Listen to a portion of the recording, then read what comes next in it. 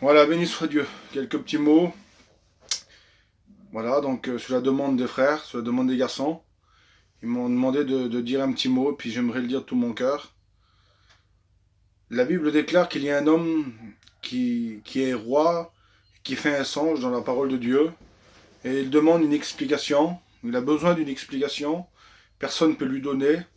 Mais la Bible parle d'un homme qu'on appelle Daniel. La Bible dit que lui, il reçoit la révélation de Dieu pour justement expliquer ensuite le songe ou le rêve au roi. La Bible déclare dans le livre de Daniel, au chapitre 2, et le verset 31, que Daniel va dire en réalité ce qu'il a reçu de Dieu. Il va dire, voilà, au roi, toi, tu regardais, tu voyais une statue qui était immense. Il dit, sa tête était d'or pur. Il dit ensuite, c'était donc sa poitrine et ses bras étaient d'argent. Il dit que ses cuisses étaient d'airain. Et la Bible déclare que ses pieds étaient de fer mélangés d'argile. Donc il y a ici une grande statue qui est immense. Mais cette statue, en réalité, c'est 4 royaumes qui sont prophétisés.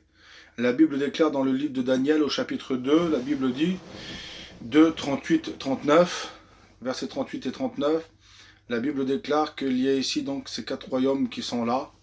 Et ces 4 royaumes, ben c'est quoi? Ben c'est le royaume donc Babylone, c'est avec Nebuchadnezzar. Ensuite, c'est les Perses et les Mèdes. Donc c'est le royaume donc, de la Perse et les Mèdes avec l'ours. Ensuite, c'est le royaume donc, des Grecs avec Alexandre le Grand. Et ensuite, c'est le royaume de Rome. Et lorsqu'on regarde ces 4 royaumes, donc, qui est la statue en réalité qui représente donc, ces 4 royaumes, mais si on regarde la Bible, Daniel chapitre 7 et les versets suivants, nous définit, si vous voulez, ces 4 royaumes comme 4 animaux.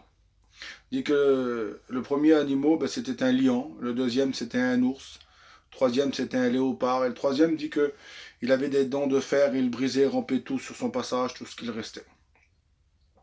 Donc il y a vraiment 4 animaux qui sont là, dans Daniel 2 et Daniel 7, qui sont 4 royaumes différents. C'est-à-dire que chaque royaume a un caractère, si vous voulez, un caractère d'animal. Parce qu'on retrouve, par exemple, le lion avec la férocité, l'insatiable, jamais rassasié de sang, jamais rassasié de guerre, méchanceté immense en réalité. On retrouve l'ours, l'imbougeable, l'indéplaçable, celui dont les paroles seront indiscutables, celui dont les gestes seront imbougeables, celui qu'on ne pourra pas déplacer, celui où on ne prend pas sa place facilement. C'est la force en masse capable de détruire plusieurs personnes à un seul coup de griffe, si vous voulez. Ensuite, il y a le léopard qui nous parle en réalité de la rapidité du léopard d'Alexandre le Grand. Il dit qu'il a tout conquéri, il pleure sur son sort parce qu'il n'y a plus rien à conquérir, Alexandre le Grand. Donc c'est celui qui va détruire, mais en peu de temps, en peu de temps.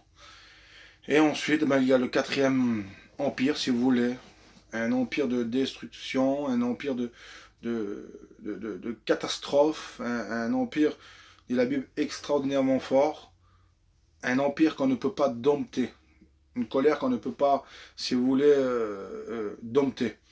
Mais voilà ces 4 empires-là. Mais j'aimerais vous dire que ce sont 4 royaumes qui ont chacun leur caractère, caractère dur, caractère insatiable, férocité, imbougeable, méchanceté.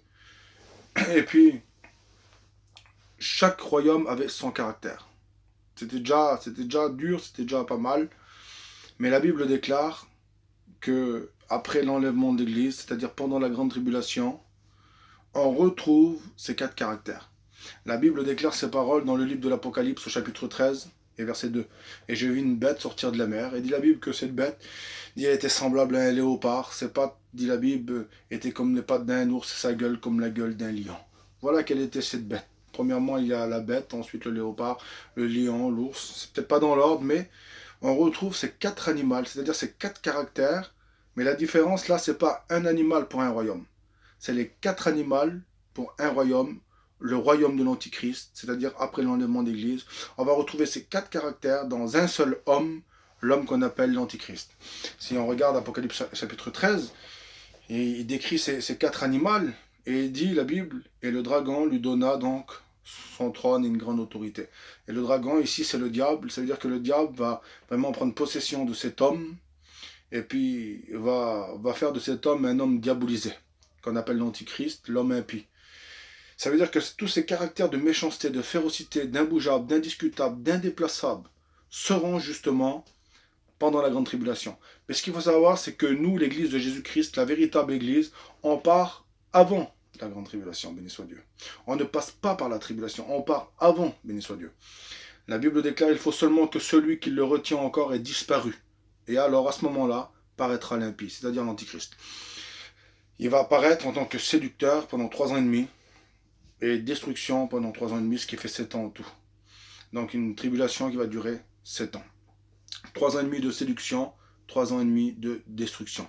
Mais l'église sera enlevée, car il faut que celui qui le retient ait disparu, soit enlevé, il y a une version qui va dire, et ensuite paraîtra l'impie. Premièrement, il y a donc un enlèvement. Parce que tu as gardé la parole de la persévérance, je te garderai à l'heure de la tentation qui va venir sur le monde entier pour éprouver les habitants de la terre. Apocalypse chapitre 3 verset 10. Voilà ce que dit la parole de Dieu.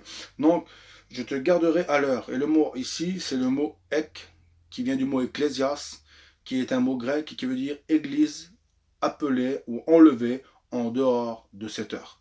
Voilà, béni soit Dieu, nous serons enlevés en dehors de cette heure, une heure de destruction, de férocité, de méchanceté, une heure de décision diabolique par un homme qui sera animé par Satan. Mais la Bible déclare ces paroles. Daniel chapitre 2, et on l'a vu tout à l'heure, verset 31, la Bible déclare que cette statue qui est immense, il y a une petite pierre qui vient sans le secours d'aucune main, frappe les pieds de la statue, et la statue fut brisée et en ruine, et on ne trouvera plus la statue. Qu'est-ce que ça veut dire? Ça veut dire que ces 4 royaumes qui ont été représentés vont être mis en pièces par un royaume. J'aimerais vous dire que pendant la grande tribulation, on a vu Apocalypse 13, on retrouve donc ces 4 royaumes qui seront, si vous voulez, ces 4 royaumes, c'est-à-dire le caractère de ces 4 royaumes, va être pendant la grande tribulation sur la terre. Mais la Bible déclare que Jésus va détruire l'Antichrist par l'éclat de son avènement. Donc Jésus à ce moment-là, dans toute sa gloire bien sûr, Jésus dans sa gloire, ça va être la pierre qui vient sans le secours d'aucune main, qui frappe les pieds de la statue et qui les met en pièces. Et après, bien sûr, s'établira sur la terre ce qu'on appelle le millénium. Mais premièrement, béni soit Dieu, la statue fut mise en pièces. Apocalypse chapitre 19 et verset 20 dit la Bible que la bête furent jetées avec le faux prophète dans les temps de feu. Apocalypse chapitre 19 et verset 20. La Bible déclare, Apocalypse chapitre 20 et verset 10, parce qu'elle aura de la compagnie à ce moment-là, la bête. Apocalypse chapitre 20 verset 10 dit que le diable fut jeté dans les temps de feu. Apocalypse chapitre 20 verset 14, et la mort et le séjour des morts furent jetés aussi dans les temps de feu. Avec qui ils seront?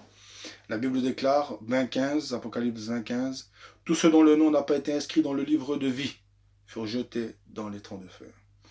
Tous ceux dont le nom n'a pas été inscrit dans le livre de vie furent jetés dans les temps de feu. La même étang de feu, ça veut dire que si le nom de la personne n'est pas inscrit dans le livre de vie, elle est jetée dans la même étang de feu, où il y a le diable, l'antichrist, le faux prophète, Apocalypse 20, 14, la mort et le séjour des morts.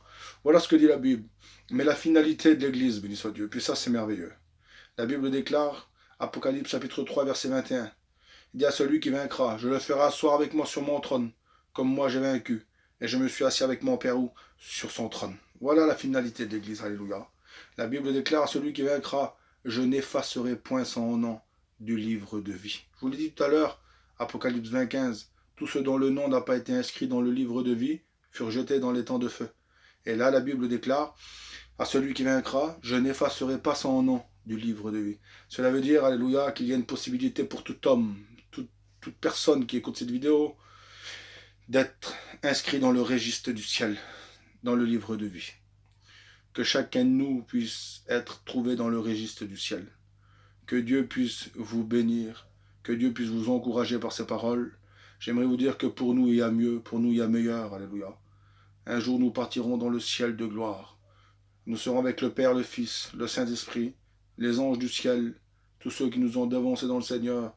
Nous serons dans une joie éternelle. Voilà, que Dieu vous bénisse sur ces quelques paroles.